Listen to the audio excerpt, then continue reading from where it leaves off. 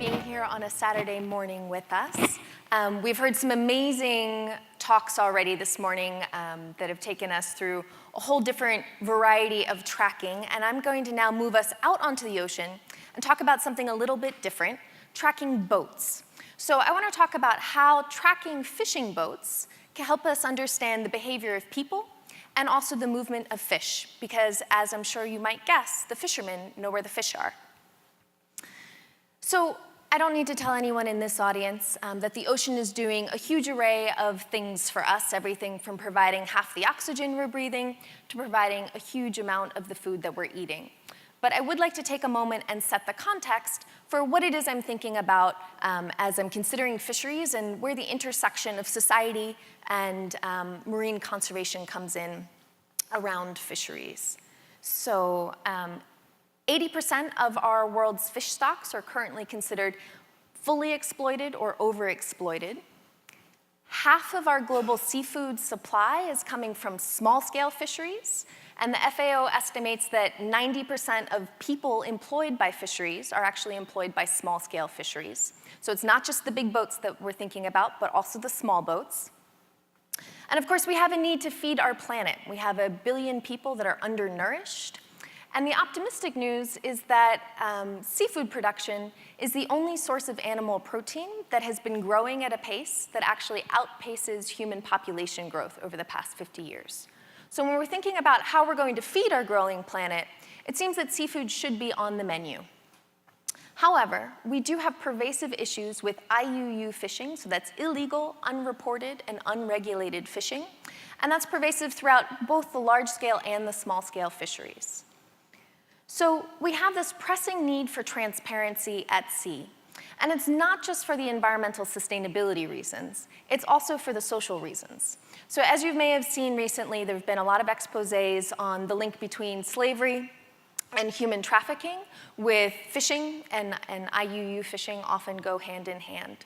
And so one of the questions that keeps me up at night is how is it that we find ourselves as a global society dependent on a resource that's declining and having inadvertently created this pocket where human rights atrocities are able to persist in our world out on the ocean. And no matter how many times I think about it, I keep coming back to the idea that it must have something to do with our historical relationship with the sea. Because when I think about what our social expectations are for behavior in our shared global airspace, we would never stand for this sort of thing. If a commercial airline goes off the grid for even a moment, it's instant international news. The idea that we don't have transparency and accountability in the skies is socially unacceptable. And yet, we're completely complacent with not knowing where any of the boats are going or what's happening at sea. And I think we have a much, much longer history of being seagoing creatures than being flying creatures. And we've been on the sea from the times when we thought the world was flat, right? And so there hasn't been any viable way to expect transparency or accountability at sea. And so I would like to challenge us all here today to start thinking about shared ocean space in the same way that we think about shared airspace. Because the optimistic message I have to share is that the technology is now available and affordable, that we no longer have to stand for the ocean being a black box. We can know what's going on out there.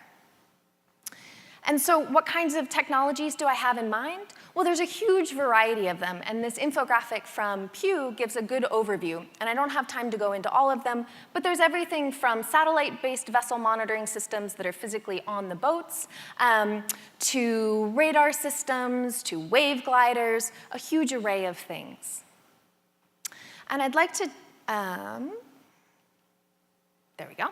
And so I'd like to start to give you a sense of how we can pull all of those technologies together and put them to work.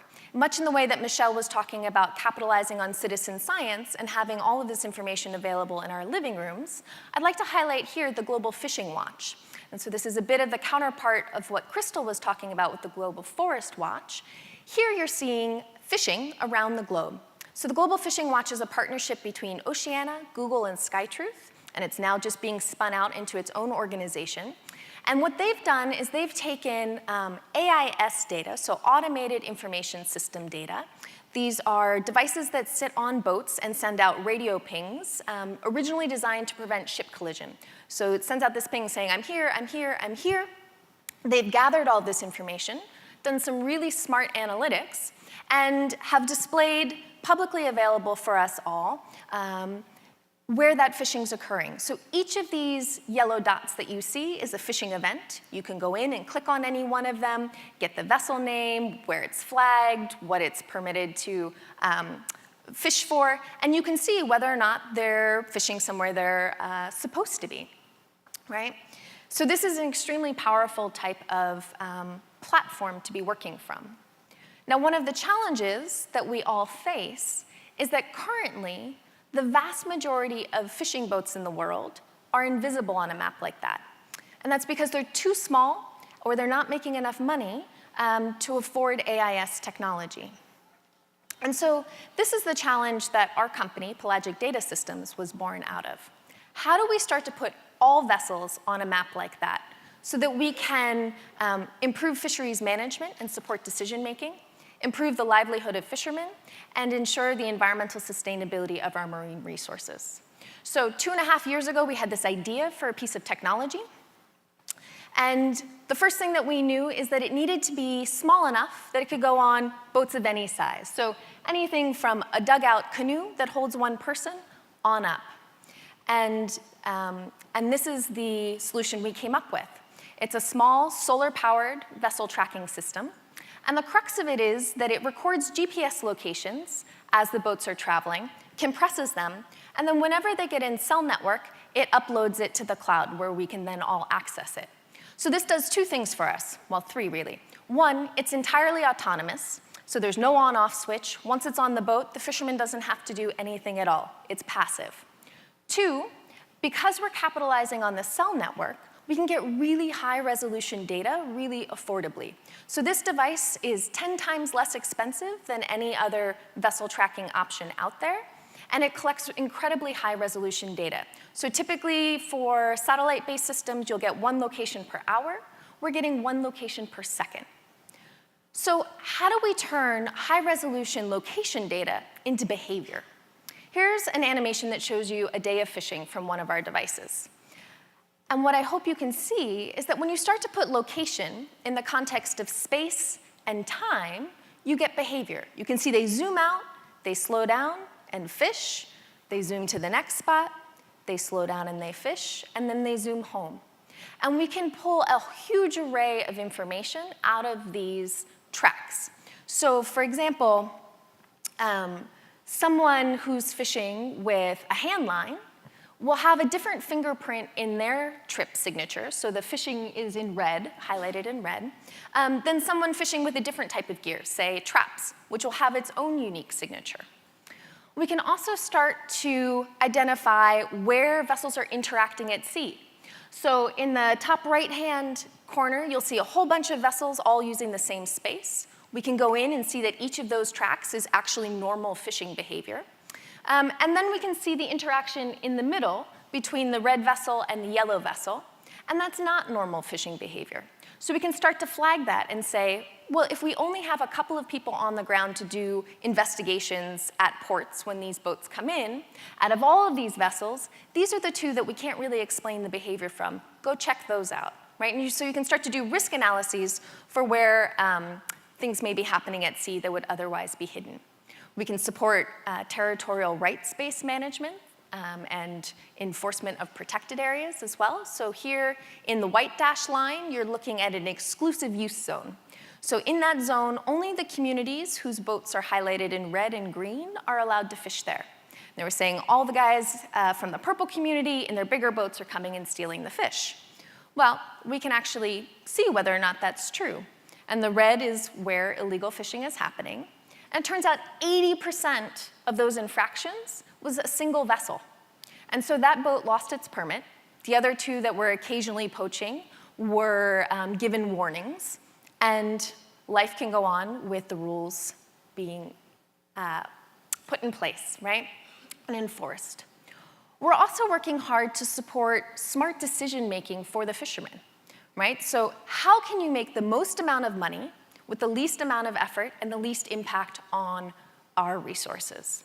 So in addition to knowing where the boats are going, we also, in many of our fisheries, are getting catch data, so what they're catching, how much, what the bycatch is looking like. And we can map out where all those species are and what that bycatch looks like. And we can start to do analyses like asking, well, this week, where do you get your best catch for your least impact? And that's what you're looking at here. So the areas in the darkest red are where they're getting their highest catch per unit effort, so the most catch and the most value for the least amount of effort, and the lowest bycatch, so a combined metric. And one of the things that we're doing now is starting to develop these tools into real-time decision-making tools for the fishing industry so that we can start to align the financial incentives for the fishermen with the environmental impacts that we're looking to have to protect the sustainability of that resource. And so 2.5 years ago, we had this idea for a piece of technology, and now we have production-scale hardware, and we're up and running in 10 different countries in a huge array of different cultural contexts, social contexts, different types of fisheries. And so one of the things that I'm most excited about, if my slide advances, to summarize what we're learning from vessel tracking, we can learn the origin of the seafood, whether it's legal, was it caught in a time, a place, and with gear that's appropriate. How are the species moving through space and time, and what kinds of decisions should we make for their management? We can measure the effectiveness of management strategies, so where people are trying to incentivize change in behavior on the water, we can actually measure that. And we can start to do analyses that evaluate the risk for labor issues or social rights infractions. But one of the things I'm most excited about, because there's no single technological solution for all problems, right, is the ability to integrate across multiple technologies and across multiple scales of fishing vessels. So here I'm going to bring us back to the Global Fishing Watch again. And as I said, the core of what Global Fishing Watch is doing is using data coming from AIS technology. But the Indonesian government has promised and donated their VMS data, so their satellite-based vessel monitoring data, to be made publicly available in the Global Fishing Watch shortly. And we are also, so that's what you see here in Indonesia. And we are also contributing some of our data from our small-scale vessels. And what you notice is that all of these different types of technology start to fill in the information about what's happening in places of the ocean that don't otherwise have information available. And so I think one of the things that's really exciting about being here and now is that we really truly have the ability to demand transparency and accountability at sea and shut down the places where IUU fishing and human trafficking are hiding, because we can integrate across multiple different types of technology and make it available in everyone's living room where we can all work together to monitor this and shut it down. So thank you very much.